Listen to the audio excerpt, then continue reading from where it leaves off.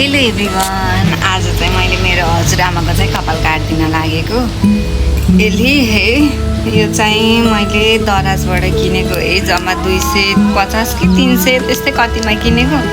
सजिलो हो किनभने हजुरआमा कपाल पनि सानो हो, धेरै काट्नु पर्दैन, सजिलो हुन्छ आफैले काट्दिनलाई घरमा कैँचीले मिलाउन अलि गाह्रो हुन्छ। आज यो पुरा भिडियो हेरेर चाहिँ साथ दिनुलाई है दास, थ्याङ्क यू। अनि त्यसपछि आज चाहिँ मैले हजुरआमालाई एउटा सानो प्र्याङ्क पनि गर्न लागेको छु। कस्तो रियाक्सन गर्नुहुन्छ है, जस्तो कि मैले हजुरआमालाई वान पिस लगाइदिँदैछु अनि त्यो वान पिस चाहिँ कस्तो देखिन्छ अनि हजुरआमाले कस्तो रियाक्सन गर्नुहुन्छ हेर्नु होला है दास। ल थ्याङ्क यू।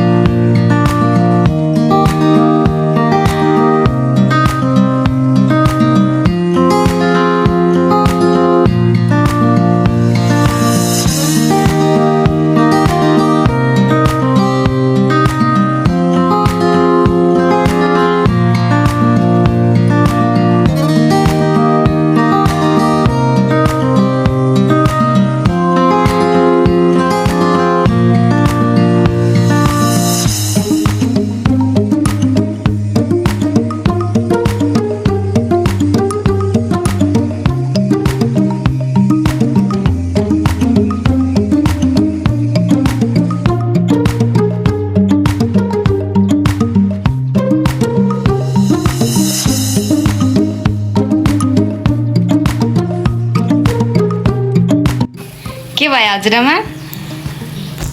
सफा भयो। कपाल काट्नु भयो अनि नुहाउनु भयो।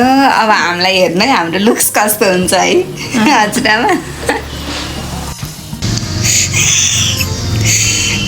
फेरि प्यारी हजुरआमाको लुक्स देख्न सक्नुहुन्छ। मेरो प्यारी हजुरआमा कस्तो लाग्यो? सजिलै बस्नु बस्नु बस्नु बस्नु सजिलै। राम्रो लाग्यो।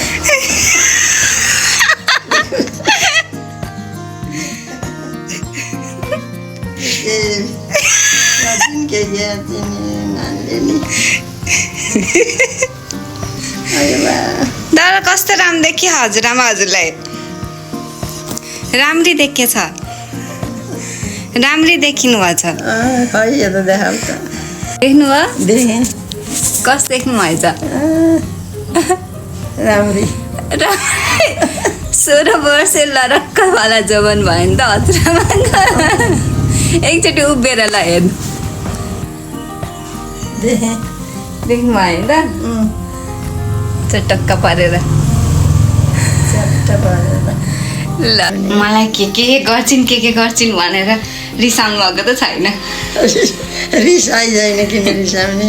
ल धेरै माया हजुरआमालाई। धेरै माया मलाई 100 वर्षसम्मको।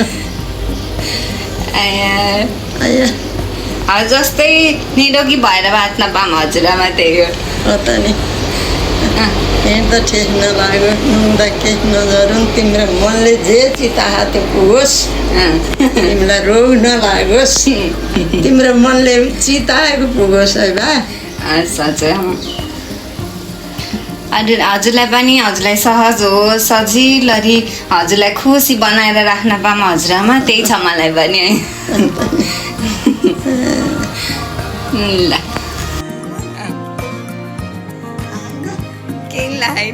ल हजुरआमाको लुक्स चाहिँ खासमा यो हो है। ल लुगा फेरिदिए हजुरआमा ठिक छ नि? ठिक छ नानी, ठिक छ। ठिक छ, त्यही त नि। ल हजुरलाई यसरी नै सधैँभरि होइन खुसी राख्न पाऊँ, हजुरलाई कहिले गाह्रो नभओस् होइन। हजुरसँग यसरी नै हाँसी मजाक गर्ने मलाई एकदमै खुसी लाग्छ है हजुरआमा। रिसाउने लिन मन लाग्छ। नरिसाउने, सबै कुरा सजिलो भइदिएपछि त आफूलाई जे गर्न पनि सजिलो हुन्छ नि त होइन हजुरआमा, त्यही त नि। हुन्छ ल हस्, अब चाहिँ हामी नङ काट्न जान्छौँ है त। ल ल जाउँ। ल ल हजुरआमा चाहिँ यस्तरी तल जानु लाग्नु भएको छ। मेरो हजुरआमा चाहिँ 93 वर्ष पुरा भएर 94 लाग्नुभयो। त्यही पनि यसरी हिँड्न सक्नुहुन्छ। बेला बेलामा कहिलेकाहीँ व्यथा लाग्छ, त्यो भनेको सामान्य हो होइन। यसरी चाहिँ हामी अब नङ काट्न जान्छौँ। हजुरआमा चाहिँ यहाँ नङ काट्न रेडी भएर बस्नुभयो मलाई पर्खेर। म चाहिँ क्यामेरा मिलाउन ठिक्क परेर बसेछु।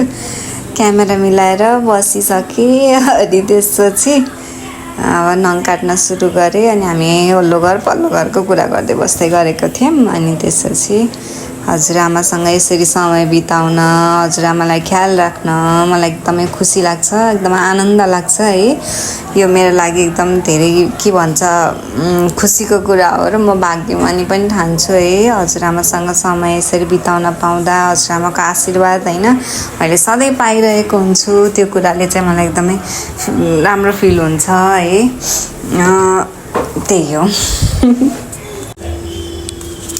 यसरी चाहिँ हामीले नङ काटेर ब्याएर होइन हजुरआमासँग कुरा गर्दै सबै कुराहरू गन्थाङ गुन्थुङ अब के आउँछ कुरा गर्दै गर्दै अनि नङ काटेर ब्याएर हजुरआमाले चाहिँ त्यो नङ बाहिर लगेर फाल है, फेरि नराम्रो हुन्छ नि भन्नु भयो। फेरि उठाएर बाहिर लगेर फाले। अनि त्यसपछि हात धोएर आएर अनि हजुरआमासँग फेरि एकछिन बसेको थिएँ। हजुरआमाको भिडियो खिचिदिएको के गर्छिन् भन्दै हुन्छ। अनि त्यसपछि एउटा किरा थियो त्यस्तो खाले कि परी गाँठ्यो भन्थ्यौँ हामीले, अरूले के भन्छ थाहा भएन। यसरी नै हाम्रो दिन आज यसरी नै हाम्रो दिन सकिएको छ। हस्, थ्याङ्क यू सो मच।